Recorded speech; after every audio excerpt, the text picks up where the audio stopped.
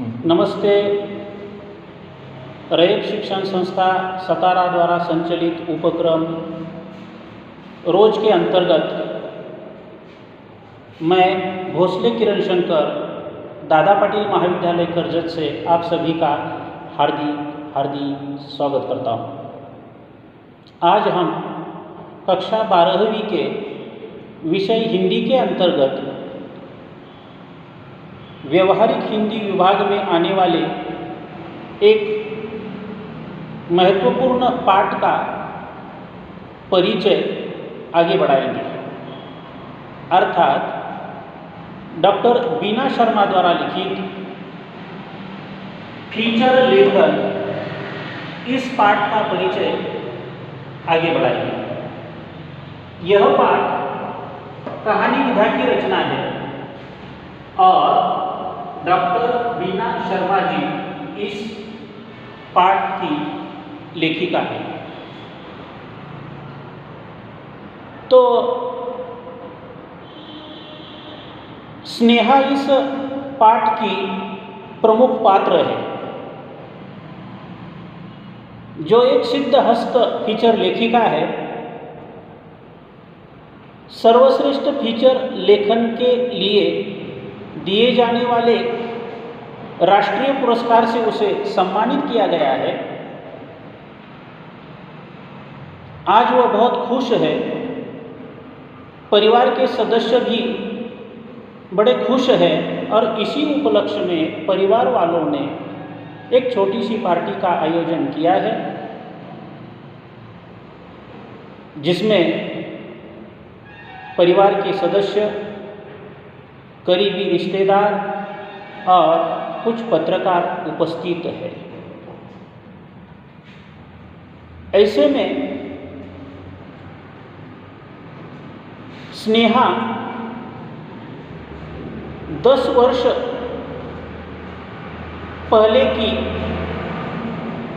दुनिया में चली जाती है। वह दिन उसे याद आता है कि जिस दिन उसे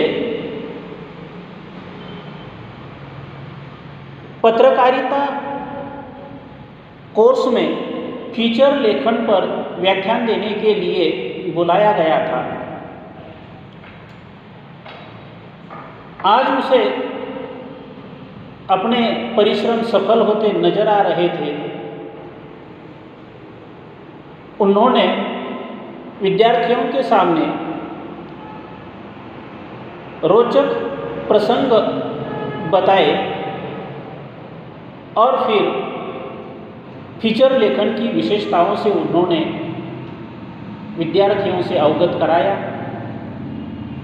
यहाँ तक का हिस्सा हमने देखा है। आज हम पाठ का शेष हिस्सा जो बचा है उसे पूरा करेंगे। तो इस तरह विद्यार्थियों के सामने स्नेहा भाषण देती जा रही थी। वह अपनी ही रौ में बोलती जा रही थी, अपने ही प्रवाह में वह बोलती जा रही थी। इतने में एक विद्यार्थी अपना हाथ ऊपर उठाता है और कहता है, मैडम, आपने बहुत ही सुंदर तरीके से फीचर लेखन की विशेषताओं पर प्रकाश डाला है। अच्छा, तो अब लोगों को अब पता चला, आपका कोई प्रश्न है? स्नेहा ने उसे आश्वस्त करते हुए पूछा। आश्वस्त करना यानी जिसे आश्वासन दिया गया हो वह। आश्वस्त करते हुए पूछा तो वह विद्यार्थी अपना प्रश्न करता है, मैडम, मेरा प्रश्न यह है कि फीचर किन किन विषयों पर किया जाता है और फीचर लेखन के प्रकार कितने हैं। जैसे 2 प्रश्न विद्यार्थी ने स्नेहा से किए, तब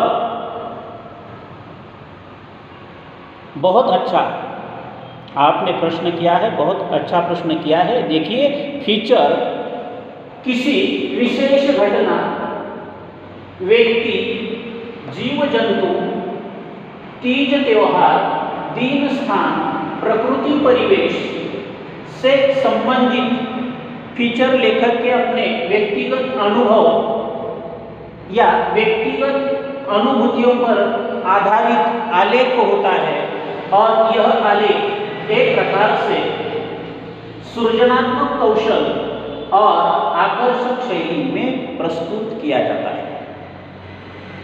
विद्यार्थी ने पूछे हुए पहले प्रश्न का उत्तर हो गया और वे आगे कहती हैं कि फीचर लेखन के प्रकार अनेक प्रकार हैं, लेकिन उनमें से मुख्य प्रकार कुछ इस प्रकार है। पहला है व्यक्तिपरक फीचर।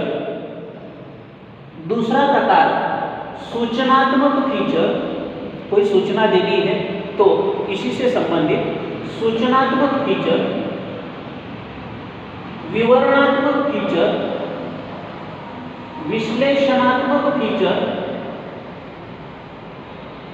साक्षात्कार फीचर। साक्षात्कार यानी भेंट, मुलाकात, इसी से संबंधित यदि है तो साक्षात्कार फीचर। और छठा जो है वह है विज्ञापन फीचर। मैडम, हम जानना चाहते हैं कि फीचर लेखन करते समय कौन कौन सी सावधानियां बरतनी चाहिए। फीचर लेखन करते समय कौन कौन सी सावधानियां बरतनी चाहिए ताकि फीचर अधिक विश्वसनीय बने,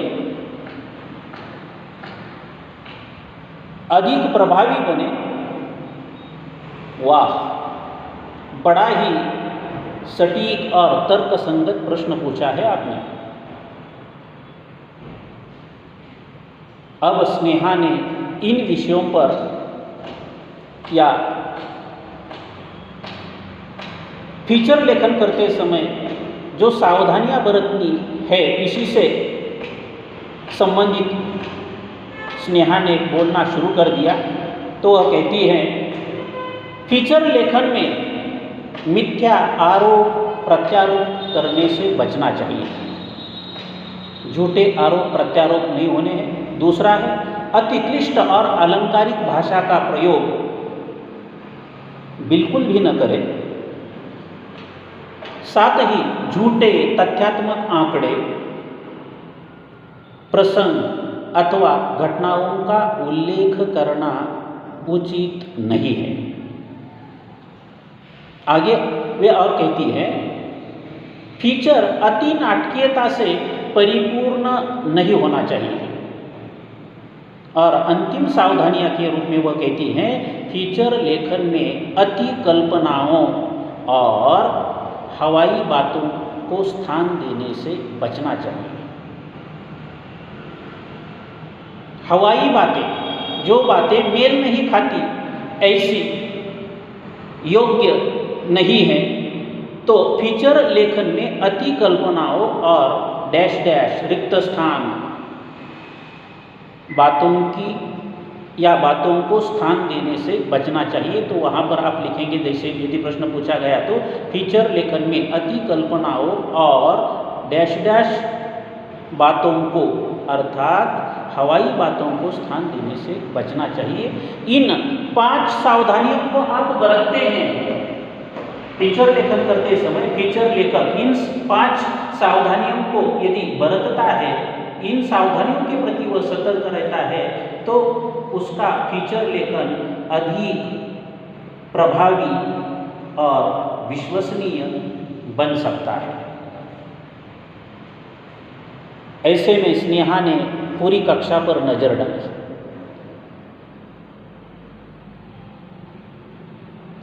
आप में से किसी विद्यार्थी को फीचर के विषय में कुछ और पूछना है? तभी एक विद्यार्थिनी ने अपना हाथ ऊपर उठाया और उन्होंने कहा, मैडम,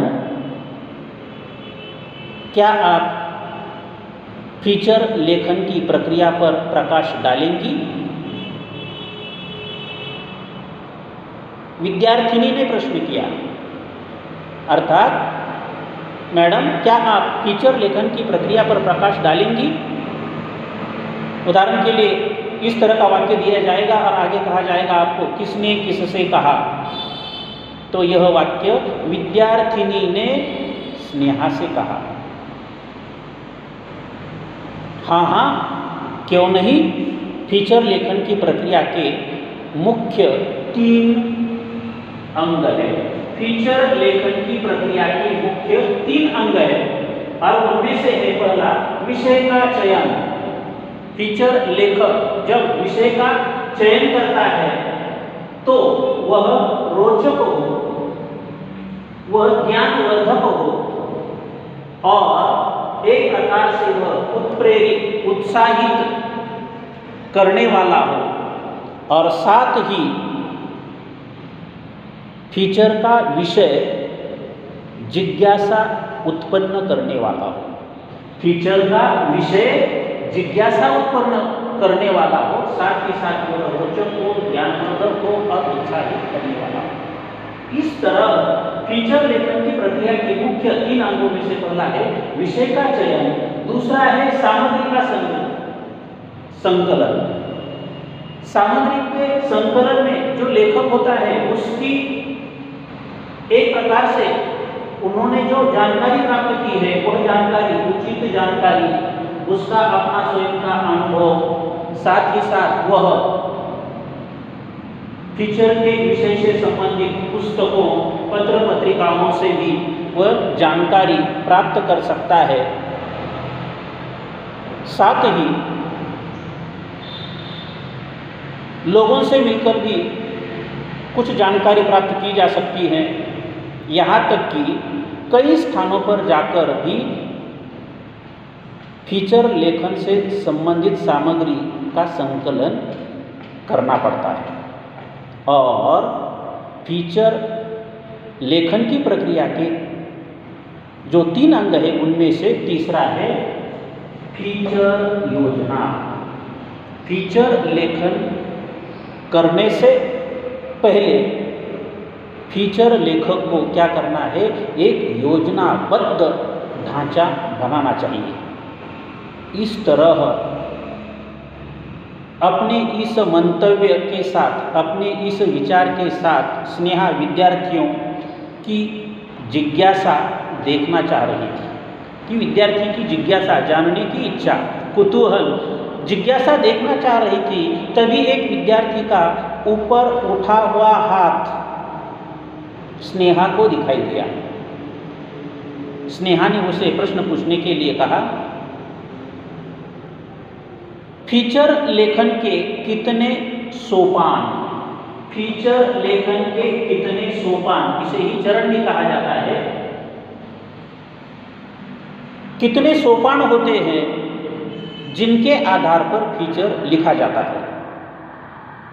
विद्यार्थी ने प्रश्न किया। अरे वाह, कितनी रुचि रखते हैं आप लोग फीचर लेखन में। चलिए, आपका प्रश्न विषय की दृष्टि से बहुत अच्छा है। और स्नेहा ने फीचर लेखन के 4 सोपान या चरण बताए। उनमें पहला है प्रस्तावना, दूसरा है विवरण तथा मुख्य कलेवर, उपसंहार और शीर्षक। इनमें पहला जो है फीचर लेखन के 4 सोपानों में से पहला कौन सा है? प्रस्तावना। तो प्रस्तावना में फीचर के विषय का संक्षिप्त परिचय होता है। फीचर के विषय का संक्षिप्त परिचय किसमें होता है? प्रस्तावना में, या दूसरे शब्दों में प्रस्तावना में ही फीचर के विषय का संक्षिप्त परिचय होता है। इसलिए यह परिचय आकर्षक हो, विषयानुकूल होना चाहिए। तो इस तरह प्रस्तावना के रूप में या फीचर लेखन के 4 सोपानों में से पहले जो है प्रस्तावना बड़ी महत्वपूर्ण है। दूसरा सोपान या चरण जो यहाँ पर है वह है विवरण अथवा मुख्य कलेवर। तो यह फीचर में विवरण का बहुत महत्वपूर्ण स्थान है। फीचर लेखक के स्वयं के अपने अनुभव, वह जो लोगों से जानकारी प्राप्त करता है, वह इन सभी को वह विषय की क्रमबद्धता, रोचकता के साथ साथ संतुलित तथा आकर्षक शब्दों में वह पाठकों के सम्मुख उसे पेश करता है। अतः फीचर पढ़ने वाले का ज्ञान और अनुभव से एक प्रकार से उसे वह संपन्न कर दे। और तीसरा जो चरण है, तीसरा जो सोपान है, वह है उपसंहार। इसे फीचर लेखन का सार या निचोड़ भी कहा जा सकता है। इसमें फीचर लेखक अपना निष्कर्ष भी प्रस्तुत कर सकता है, और यदि कुछ प्रश्न अनुत्तरीय है तो ऐसे कुछ अनुत्तरित प्रश्नों को वह पाठकों के ऊपर भी छोड़ सकता है। कहने का मतलब उपसंहार ऐसा होना चाहिए जिससे विषय से संबंधित पाठकों को ज्ञान भी मिल जाए और उसकी जिज्ञासा भी बनी रहे। और अब है फीचर लेखन के सोपानों में से अंतिम जो है वह है शीर्षक। औचित्यपूर्ण शीर्षक होना चाहिए। फीचर लेखन का जो शीर्षक है वह औचित्यपूर्ण, और साथ ही यहाँ तक कहा जाता है कि विषय का औचित्यपूर्ण शीर्षक फीचर की आत्मा है। प्रश्न पूछा जा सकता है आपको, तो ध्यान रहे, विषय का औचित्यपूर्ण शीर्षक फीचर की आत्मा है। इसलिए शीर्षक संक्षिप्त हो, रोचक हो और साथ ही साथ वह जिज्ञासावर्धक होना चाहिए। और भी ज़्यादा इस संबंध में यदि कहना है तो शीर्षक नवीनता, आकर्षकता और ज्ञान वृद्धि उत्तम शीर्षक के गुण है। उत्तम शीर्षक के गुण क्या है? तो उसमें नवीनता हो, आकर्षकता हो और ज्ञान वृद्धि, ये उत्तम शीर्षक के गुण है। साथ ही विषय का औचित्यपूर्ण शीर्षक फीचर की आत्मा है। इस तरह आपने फीचर पर मेरा व्याख्यान ध्यानपूर्वक सुना। मुझे लगता है आपकी शंकाओं का अब समाधान हो गया है। इसलिए मैं आप सभी का हृदय से धन्यवाद देती हूँ।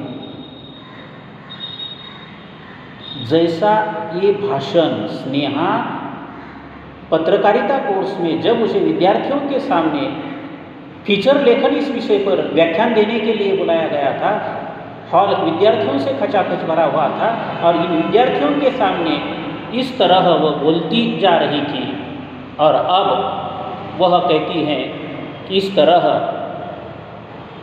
फीचर लेखन से संबंधित आपकी जितनी भी शंका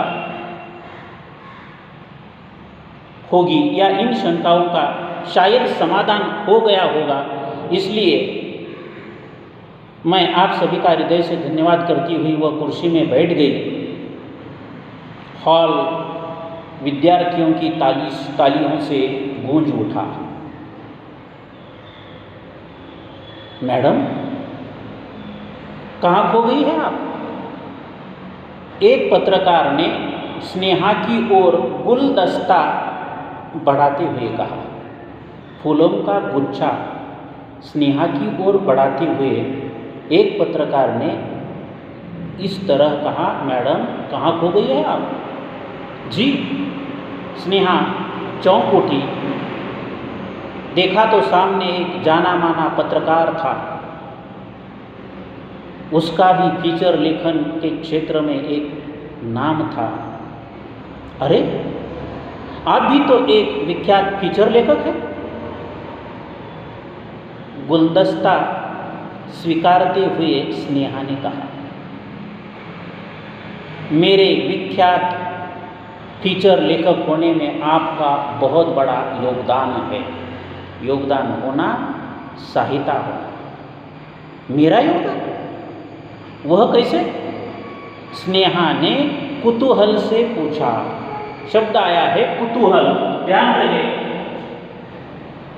कुतूहल शब्द शुद्ध लेखन के अंतर्गत इस तरह इस शब्द को मद्देनजर रखते हुए शुद्ध लेखन से संबंधित आपको वाक्य पूछा जा सकता है। जैसे यहाँ पर वाक्य आया है वैसे, बिल्कुल वैसे, स्नेहा ने कुतूहल से पूछा। तो इसमें ये जो कु है वह ह्रस्व है और इसमें जो तू है वह दीर्घ है। यही शुद्ध रूप है। ध्यान रहे, शुद्ध लेखन में कुतूहल शब्द इस तरह लिखेंगे। और जो विकल्प दिए हैं वहाँ शायद ऐसा गलत दिया जाएगा कि दोनों दीर्घ दिए जा सकते हैं। एक दीर्घ दिया जाएगा, दूसरा कुछ और तरीके से दिया जाएगा। तो इस तरह बाकी गलत होंगे और यह सही होगा। इसलिए कुतूहल शब्द को इस तरह से ध्यान में रखते हुए आप वाक्य शुद्धिकरण करेंगे। तो इस तरह स्नेहा ने कुतूहल से पूछा, मैडम, आपने 10 वर्ष पूर्व फीचर लेखन पर जो व्याख्यान दिया था, उस व्याख्यान में महत्वपूर्ण 2 प्रश्न पूछने वाला विद्यार्थी मैं था। उस पत्रकार की आंखों में कृतज्ञता का भाव था। कृतज्ञता का भाव होना, उपकार की भावना होना। स्नेहा अवाक सी खड़ी थी और हॉल, तालियों की गूंज हॉल में बढ़ती जा रही थी। तालियों की गूंज बढ़ती जा रही थी। इस तरह डॉक्टर बीना शर्मा द्वारा लिखित फीचर लेखन से शीर्षक से आया हुआ ये पाठ, कहानी विधा की रचना, और इस पाठ के माध्यम से लेखिका ने फीचर लेखन का स्वरूप, उसकी विशेषताएं, उसके प्रकार, इन सारी बातों को हमें स्नेहा, जो कि एक सिद्धहस्त फीचर लेखिका है, वह कैसे सफल हो गई, उसके अपने जीवन की कहानी जरूर है, लेकिन वे हमें फीचर लेखन से संबंधित इन सारी बातों से अवगत कराती है, परिचित कराती हैं। तो यह पाठ यहाँ पर पूर्ण है। लेते हैं आपसे विदा। धन्यवाद।